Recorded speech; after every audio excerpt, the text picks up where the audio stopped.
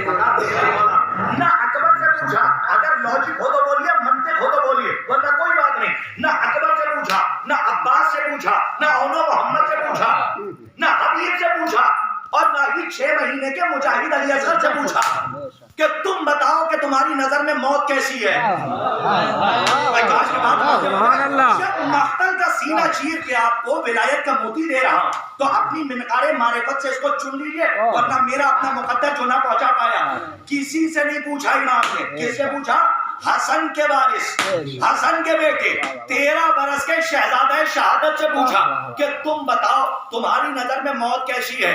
ایک بات بتائیے، جو ذائقہ قاسم نے بتایا کیا عقیدہ نہیں ہے کہ اکبر بھی وہی بتاتے؟ تھوڑا سا جاگیے گا. اکبر بھی وہی بتاتے، علی اصغر بھی وہی بتاتے، اونو محمد بھی وہی بتاتے، عباس بھی وہی بتاتے. لیکن کس سے پوچھا؟ نہ اکبر سے، نہ عباس سے، نہ اونو محمد سے. پوچھا تو حسن کے بیٹے قاسم سے. کیوں؟ کہا جاؤ ذرا بیٹھ جاؤ، تاریخ میں جاؤ. امام کی نظریں پیچھے بھرتی مورخوں کو دیکھ رہی تھی. یہ بنو امیہ کے دسترخوان کی نچلی ہڈیاں چھچوڑ کر پلنے والے یہ بکے ہوئے مولوی کہ جنہوں نے اپنا ایمان دولت کے میزان پہ تول دیا تھا، اور انہوں نے تاریخ میں یہ لکھ دیا کہ نعوذ باللہ کاش کے بعد باتیں ہو جائے. قلم چلانا آتا تھا، حسن ڈر گئے تھے. کاش کے بعد باتیں، حسن ڈر گئے تھے. امام کو انہی بھرتی مورخوں کے رخ پہ تماچا مارنا تھا. اسی لیے کربلا میں نہ اکبر سے پوچھا، نہ اونو محمد سے پوچھا، نہ عباس سے پوچھا، بلکہ حسن کے بیٹے قاسم سے پوچھا تم بتاؤ کہ تمہاری نظر میں موت کیا ہے. اور جب تم یہ بتا دو گے ہماری نظر میں موت شہد سے زیادہ شیریں ہے تو ان بھرتی مورخوں کے رخ پہ تماچا پڑ جائے گا اور جواب مل جائے گا کہ یاد رکھنا نہ باپ ڈرپوک تھا نہ بیٹا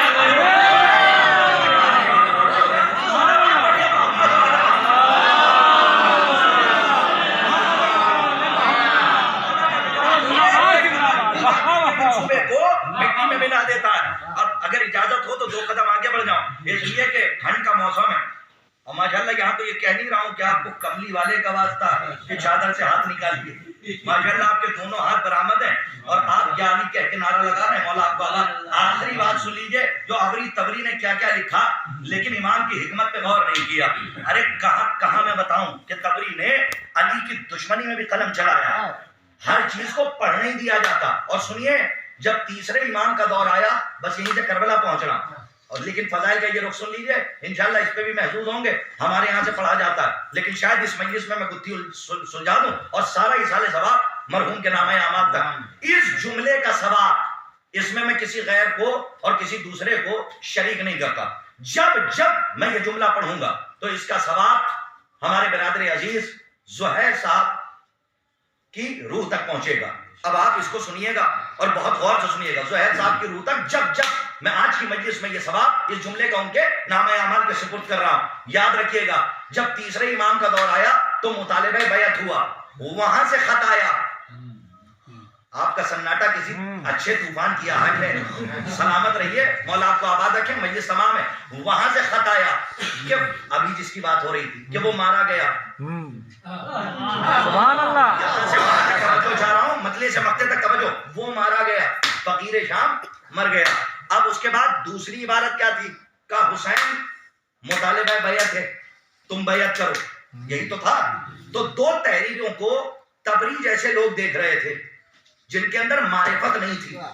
یہ جانتے تھے، پہچانتے نہیں تھے. علامہ کی منزل پہ تھے، عرفہ کی منزل پہ نہیں تھے. جیسے ہی خط آیا تو تبری جیسوں کی آنکھیں دیکھ رہی تھی کہ حسین پڑھ رہے ہیں. اب پتہ ہے کیا پڑھا گیا؟ کہ جیسے ہی پہلی عبارت پڑھی کہ فلاں صاحب مرے تو ان کے مرنے کی خبر سن کے امام کی زبان سے نکلا کلمہ استرجاع. استرجاع کسے کہتے ہیں؟ بسم اللہ الرحمن الرحیم. میت کو دیکھ کے جو آپ آیت پڑھتے ہیں انا للہ و انا الیہ راجعون، یہ تاریخ میں ہے. لیکن تبری نے یہ سمجھا کہ شاید امام نے اس کے مرنے پہ پڑھا. نہیں، یہاں سے بھی پڑھا گیا ہے صاحب. اور ہمارے یہاں نوجوانوں کے دماغ میں اگر یہ سب سوالات ہوں تو ان کو جواب نہیں مل پائیں گے. اور اس سے بہتر مدرسہ نہیں ہے کہ جہاں پہ جواب دیا جائے. جیسے ہی لکھا اور یہی تو الجھا دیا گیا کہ فلاں صاحب کے مرنے کی خبر پہ حسین نے پڑھا انا للہ و انا الیہ راجعون. یہ غلطی وہی کرتے ہیں کہ جن کو یہ پتہ ہی نہیں کہ میت کو دیکھ کے یہ آیت پڑھنی ہے یا مصیبت کی خبر سن کے پڑھنی ہے۔ قرآن پڑھنے والے میرے ساتھ ہیں، میں دیکھیں قرآن پڑھنے والے بیٹھے میت کو دیکھ کے نہیں کہ کسی بھی میت کو دیکھیے تو آپ کہیے انا للہ و انا الیہ راجعون، نہیں، قرآن کی آیت کیا کہہ رہی ہے؟ بہت غور سے سنیے گا، قرآن کی آیت کہہ رہی ہے، بس آخری لمحات میں جگانا چاہتا ہوں مجلس سما میں، قرآن کی آیت کہہ رہی ہے کہ جب مصیبت کی خبر سنو تو کہو انا للہ و انا الیہ راجعون۔ توجہ، تو پھر آپ کہیں گے کہ میت کو دیکھ کے ہم کیوں پڑھتے ہیں؟ کہا اس لیے پڑھتے ہیں کیونکہ ایک مومن دوسرے مومن کا بھائی ہے۔ تھوڑا سا جان کے سنیے بھائی، نتیجہ دیکھو، ایک مومن دوسرے مومن کا بھائی ہے، چاہے وہ چچا نہ ہو، خونی رشتہ دار نہیں ہو، لیکن عالم ارواح کا رشتہ تو ہے، ولایت علی کا رشتہ تو ہے۔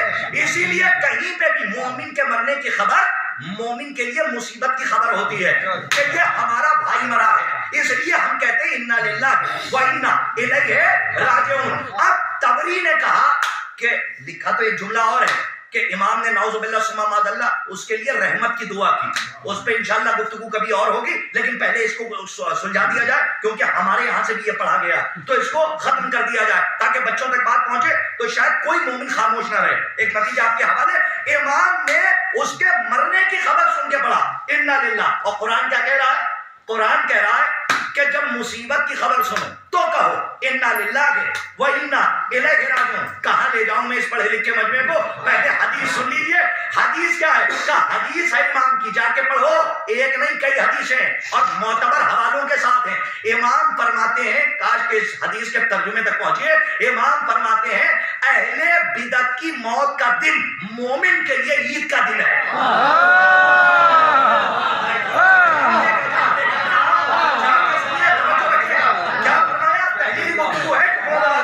امام نے فرمایا اہل بدعت کی موت کا دن مومن کے لیے کیا ہے؟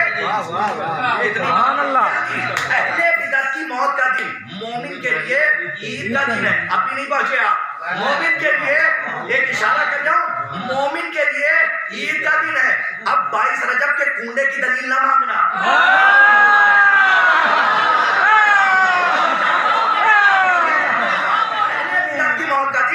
مومن کے لیے عید کا دن ہے۔ دسترخوان کی نہ دلیل مانگیے گا، کنڈے کی دلیل نہ مانگیے گا، کیونکہ حدیث سے دو طریقے سے نتیجے نکالے جاتے ہیں، ایک ہے منطوق حدیث اور ایک ہے مفہوم حدیث۔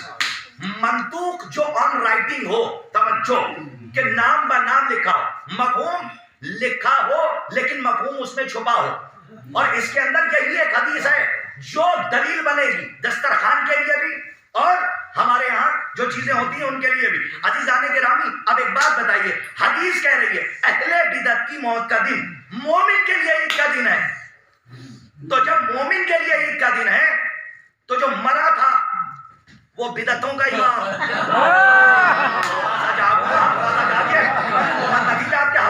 اور جو خط کو پڑھ رہا تھا وہ تھا مومنین کا امام، جو خط کو پڑھ رہا تھا وہ تھا مومن، بڑا لطف آئے گا، وہ تھا مومنین کا۔ ابھی بھی تالا لگا ہوا ہے، بس علی کی ولایت کی کنجی ہے ہمارے پاس، اسی سے تالا کھولنا ہے۔ عزیزان، ابھی بھی کچھ لوگ مجھے دیکھ رہے ہیں، اب نتیجہ سنیے مجلس سما میں۔ عزیزان گرامی، جب اہل بدعت کی موت کا دن مومن کے لیے عید کا دن ہے تو پھر جو مومنین کا امام ہو اس کے لیے مصیبت کی خبر نہیں ہو سکتا، ہاں، کیونکہ مرا تھا بدعتوں کا امام اور پڑھ رہا تھا مومنین کا امام، تو اس کا مطلب یہ ہے کہ اس کے مرنے کی خبر پہ نہیں پڑھا، کاش کے بات اس کے مرنے کی خبر پہ کلمہ استرجاع نہیں پڑھا، کاش کے سمجھا دے گا۔ کہ پھر کیوں پڑھا؟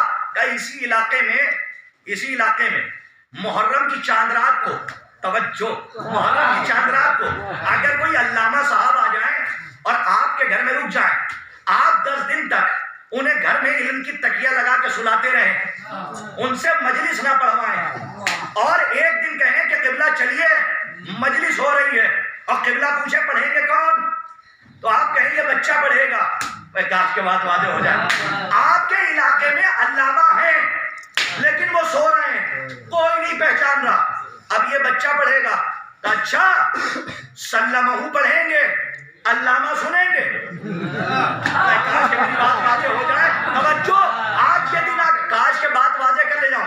انا للہ کیوں پڑھا تھا، اور یہی میں مجلس تمام ہے، امام کا ایک ایک عمل باطل کے منصوبے کو مٹی میں ملا دیتا، اور حکمت امام پہ نظر رکھیے گا، اس کے مرنے کی خبر پہ نہیں پڑھا تھا، بلکہ منزل عجب میں پڑھا تھا، منزل تعجب میں پڑھا تھا۔ کب وہ کیسے؟ کہ سنو، جیسے علامہ صاحب 10 دن تک تمہارے گھر میں آ کے لیٹے رہے اور تم مجلس نہ پڑھا، اور بچے سے کہو بیٹے مجلس تم پڑھو، علامہ بیٹھ کے سنے، علامہ کہیں گے اے پروردگار عالم، مجلس یہیں پہ تمام ہو جائے، اے پروردگار آج یہ دن آ گیا، اتنی بڑی مصیبت مجھ پہ کہ سلمہ پڑھیں گے، علامہ بیٹھ کے سنیں گے، انا للہ و انا، آج کے بعد باتیں ہو تو کہہ رہا ہوں ابھی بھی بات نہیں پہنچی، انا للہ و انا الیہ راجعون، کہ میرے ہوتے ہوئے سلمہ پڑھ رہے ہیں، علامہ کی معرفت نہیں ہے، بیٹھا ہوا ہے۔ اب سمجھ میں آیا، امام نے اس کے مرنے پہ نہیں پڑھا تھا، منزل تعجب میں پڑھا تھا انا للہ، کہ پروردگار یہ دن آ گیا، میسورہ کا بیٹا فاطمہ کے بیٹے سے بڑا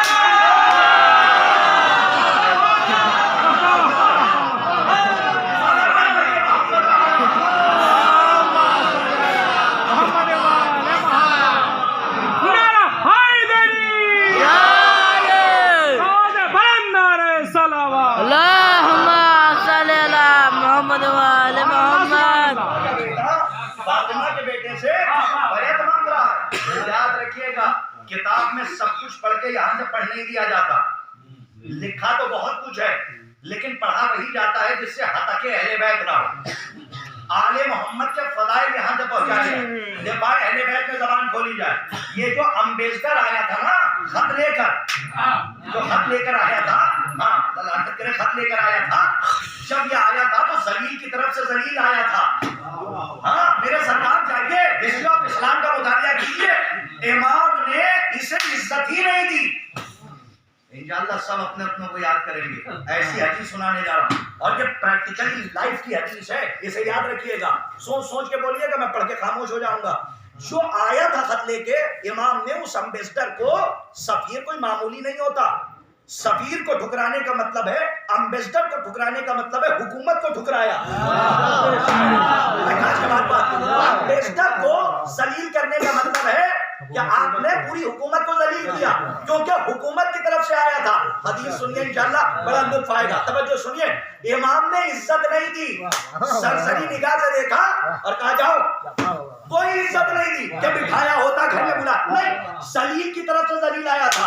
اب آپ کہیں گے کوئی زیادہ پڑھا لکھا ہو، پڑھے لکھوں سے خطرہ نہیں ہے، زیادہ پڑھے لکھوں سے زیادہ خطرہ، کوئی آ جائے اور مجلس کے بعد کہہ دے کرتار صاحب یہ کیا کہہ دیا آپ نے، یہ حالانکہ یہ گھرانہ تو وہ گھرانہ ہے کہ اگر ایک قطرہ توبہ کر کے آ جائے تو استقبال میں 3 سمندر جاتے ہیں، سبحان اللہ، اگر ایک قطرہ توبہ کر کے آ جائے تو 3 سمندر استقبال میں جاتے ہیں۔ پڑھ جاؤ، اجازت ہے، تھکان کا احساس نہ ہو، حدیث آپ کے حوالے۔ امام نے کیوں عزت نہیں دی؟ کا اس لیے نہیں دی کیونکہ ذلیل کی طرف سے، ذلیل سفیر بن کے آیا تھا، اور معصوم کی حدیث ہے کہ کبھی کسی ذلیل کو ٹھہر کے دیکھنا نہیں، ورنہ اپنے آپ کو خود کچھ سمجھنے لگے گا۔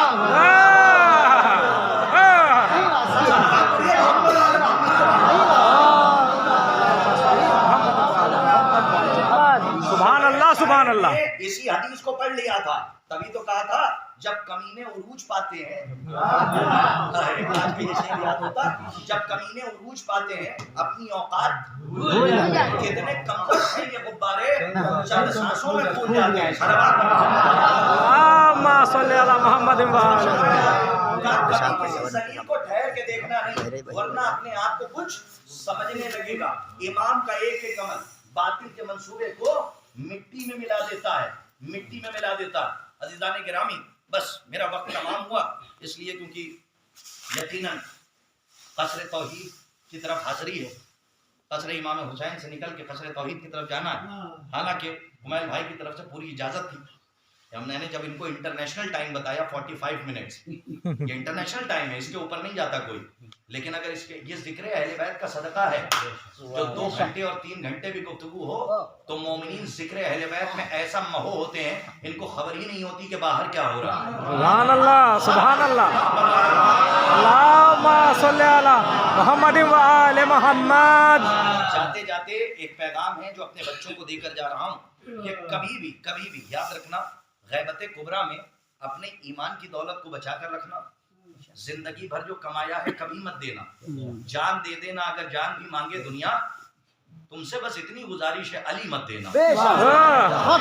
ماشاءاللہ آپ شعر بھی بہت اچھے سنتے ہیں، حالانکہ میں شعر نہیں کوٹ کرتا ہوں، یہ نص سمجھا جاتا ہے خطابت میں. شاعری کا خیمہ الگ ہے اور خطابت کا الگ ہے. اگر کہیں حسن آ جائے تو پڑھ دیا جاتا ہے، تو اس لیے میں نے ایک قطع آپ کو سنا دیا، وہ بھی اس طالب علم کا تھا، آپ کو میں نے پہنچایا کہ اپنے ایمان کی دولت کو بچا. اور سنیے، غیبت کبریٰ میں عقیدہ ولایت و امامت کو بچائیے. اگر یہ چلا گیا تو کچھ نہیں بچے گا، کیونکہ جڑ میں اگر کیڑے لگ جائیں تو پھر ثمر میٹھے نہیں ہوا کرتے. ہاں، اور عقیدے کی جڑ کو سنبھال کے رکھیے. غیبت کبریٰ میں یہ بزرگ ہیں، انہوں نے، یہ بزرگ ہمارا، یہ بزرگوں کا سرمایہ بیٹھا ہوا، انہوں نے جیسی عزاداری دی ہے ویسی کرو. بھائی توجہ رکھیے، جیسی دی ہے بالکل ویسے ہی لے کے چلو، اور جیسی تہذیب دی ہے بالکل ویسے ہی لے کے چلو. مجلس تمام کر رہا ہوں، لیکن اپنے بچوں کو، نوجوانوں کو پیغام دے رہا ہوں کہ کبھی بھی جب تم کو یقین ہو کہ تم حق پہ ہو تو پیچھے پلٹ کے نہیں دیکھنا کہ ٹپڑی کون کر رہا. یاد رکھنا. اس کے بعد مجلس تمام ہے. عزیزان گرامی، یہ نوجوان ہیں، یہ ہمارا طبقہ بیٹھا ہوا ہے، یوتھ بیٹھا ہوا ہے، یہ بہت آگے لے جائے گا اپنی اس قافلے کو. تو اس لیے نوجوانوں دیکھنا، یاد رکھنا، کبھی بھی ذکر اہل بیت ہو تو اگر پیچھے سے کوئی ٹپڑی کر رہا ہو کہ یہ کیا کر رہے ہو، اتنی علم کیوں، اتنے تعزیے کیوں، اتنا ماتم کیوں، اتنا تبرک کیوں، تو پیچھے مڑ کے نہ دیکھنا، کیونکہ ٹپڑی کرنے والوں کا کام ہے ٹپڑی کرنا. لیکن اگر تمہیں یقین ہے کہ تم صحیح ہو تو اپنے ٹارگٹ اور ایم اور مقصد کو دیکھنا، پیچھے مڑ کے نہیں دیکھنا. اب لوگ پوچھیں گے دلیل کیا ہے، تو دلیل جانوروں سے لے لیا کرو، پرندوں سے لے لیا کرو، اس سے بڑی دلیل نہیں ہے. ارے ایک پرندہ ہے کوا، جو صبح میں سب سے پہلے اٹھتا ہے اور اس کے بعد رزق کی تلاش میں چلا جاتا ہے، تو اس سے بھی ہمارے یہاں بہت درس دیا گیا. ہدہد ہے، اس کے حوالے سے بھی بڑا درس ہے. تو پرندوں سے درس لو، شاید کہ مجھے کچھ کہنا نہ پڑے. ٹپڑی کرنے والوں کو پیچھے مڑ کے نہ دیکھنا. اگر یقین ہے تو اس قافلے کو ایم سمجھ کر، مقصد سمجھ کے آگے بڑھتے رہو، پیچھے مڑ کے دیکھنا ہی نہیں. کیونکہ پوری کائنات میں واحد پرندہ ہے کوا. توجہ، پوری کائنات میں واحد پرندہ ہے کوا، جو باز جو ہوتا ہے، باز کی پیٹھ پہ بیٹھ کے اسے چونچ مارتا ہے پیچھے سے. لیکن نہ باز اسے پلٹ کے دیکھتا ہے کہ کون چونچ مار رہا ہے. پیغام نوجوانوں کے لیے ہے، یہ 2-3 گھنٹے کا لیکچر ہے اور اس کا ایک تلخیص اور رزلٹ ہے جو اپنے نوجوانوں کو دے رہا ہوں. جو لوگ 5,000 10,000 دے کے لیکچرار کے لیکچر سے استفادہ کرتے ہیں، وہ الحمدللہ مجلس میں فری میں بیٹھ رہا ہے.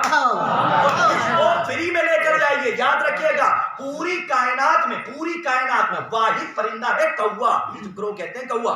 وہ باز کی پیٹھ پہ بیٹھ کے اسے چونچ مارتا ہے. لیکن فطرت ہے باز کی کہ نہ پلٹ کے دیکھتا ہے کہ کون چونچ مار رہا ہے اور نہ ہی پنجہ مارتا ہے. تو پھر باز کیا کرتا ہے کہ باز اپنی اڑان کو اتنا تیز کرتا ہے اور اتنی بلندی میں چلا جاتا ہے کہ اب وہاں پر کوے کو سروائیو کرنا مشکل ہو جاتا ہے.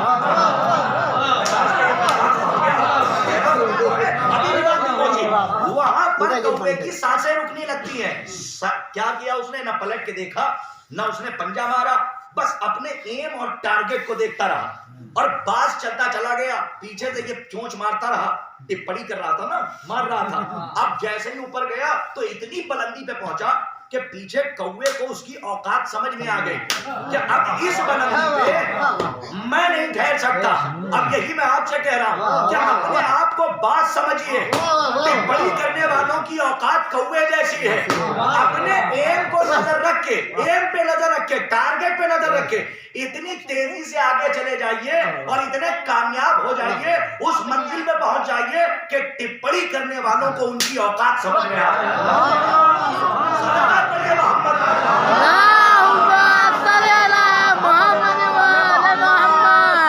کمنٹ کرنے سے کچھ نہیں ہوتا کہ آپ پلٹ کے کمنٹ کریں تو بات بڑھتی چلی جائے گی.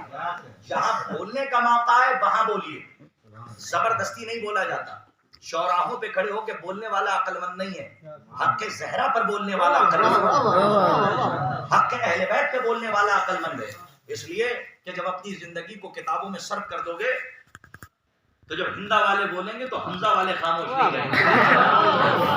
ہمیشہ جواب دے کر آئیں. اور یاد رکھنا، تم یہ حدیث ہمیشہ پڑھتے ہو، انا مدینۃ العلم وعلی بابھا، میں شہر علم ہوں اور علی اس کا دروازہ ہے. تو قانون یہی ہے کہ جو شہر میں دروازے سے اندر آئے کم سے کم طالب علم تو ہو. آج کے بعد واضح ہونا، جو دروازے سے شہر میں آئے وہ طالب علم تو ہو. التفات کربلا کی طرف جانے سے پہلے ایک حدیث کا خلاصہ 1 منٹ کے اندر ختم کر رہا ہوں. علم کی بات آ گئی ہے. ہمارے یہاں ایک حدیث بہت مشہور ہے، آج کی مجلس کا تبرک ہے، رکھ لیجیے گا. اور حوالہ نہیں دوں گا، اس کا حوالہ نہیں دوں گا اس لیے کہ میری اپنی مجبوری ہے، اور حوالہ آپ بعد میں مانگیے گا تو اتر کے دے دوں گا، لیکن اس وقت نہیں دوں گا کیونکہ ویڈیو بھی بن رہی ہے. انشاءاللہ میں بات پتہ نہیں کہاں سے ویڈیو کہاں پہنچ جائے. تو حوالہ ہر چیز کا حوالہ نہیں دیا جاتا، کیونکہ لوگ آج کل یہی کرتے ہیں کہ حوالہ لے لیا، اس کے بعد کہہ دیا کہ بھائی محنت ہے ہم نے پڑھ دیا. لیکن بہرحال جو پڑھنا ہے اللہ انہیں سلامت رکھے، لیکن حوالہ آپ کو نہیں دوں گا. لیکن حوالہ سنیے، وہ دلیل سن لیجیے اور حدیث سن لیجیے. آپ کیا حدیث مشہور ہے اور پڑھی جاتی ہے، اطلب العلم ولو کان بالسین، علم حاصل کرو چاہے تمہیں چین. یہ چین مین پتہ نہیں کیا ہوتا ہے، اللہ بہتر جانے. جب تک میرے گلے میں اٹکتا رہا، یہ ممبر گواہ ہے کہ میں نے یہ حدیث ممبر سے پڑھی ہی نہیں ہے، کیونکہ مجھے پتا تھا عجیب سی ایک کیفیت ہوتی تھی کہ آخر رسول اللہ یہ کیوں کہیں گے کہ چین چلے جاؤ، کوئی نہ کوئی تو مقصد ہوگا. جب بہت کتابیں پڑھی، تھوڑی بہت کتابیں پڑھنے کے بعد ہمارے اساتذہ سے ہم نے پوچھا تو انہوں نے بتایا کہ 2-3 کتابوں کو پڑھیے. تو ایک کتاب میں بس اچھا اتنا بتا دوں، شہید ثالث رحمت اللہ علیہ نے اپنی کتاب میں لکھا ہے. کون سی کتاب میں لکھا ہے انشاءاللہ کبھی اور، شہید ثالث رحمت اللہ علیہ نے مکمل حدیث لکھی ہے. انشاءاللہ لطف آئے گا، مجلس ختم ہو گئی. وہ فرماتے ہیں اطلب العلم، یہ ادھوری حدیث ہے جو پڑھی جاتی ہے، چین مین کچھ نہیں ہوتا. سنیے کہ اطلب العلم، انشاءاللہ لطف آئے گا، ولو کان بالسین، السین موضع فی الکوفہ. رسول فرماتے ہیں اطلب العلم ولو کان بالسین، السین موضع فی الکوفہ. علم حاصل کرو. یہ جو سین ہے نا یہ استعارہ ہے، جو شاعری جانتے ہیں بہتر جانتے ہیں، یہ اشارہ ہے، یہ کنایا ہے دوری کی طرف. رسول نے فرمایا علم حاصل کرو چاہے تمہیں دور ہی کیوں نہ جانا پڑے. اور اس کے بعد فرمایا السین موضع فی الکوفہ، اور وہ دوری کہیں اور نہیں ہے بلکہ کوفے کا ایک رغبہ ہے جسے نجف اشرف کہتے ہیں.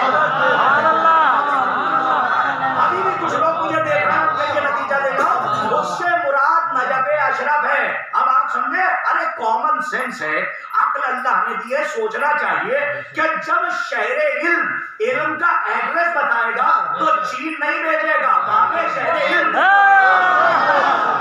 سبحان اللہ، سبحان اللہ، اللہم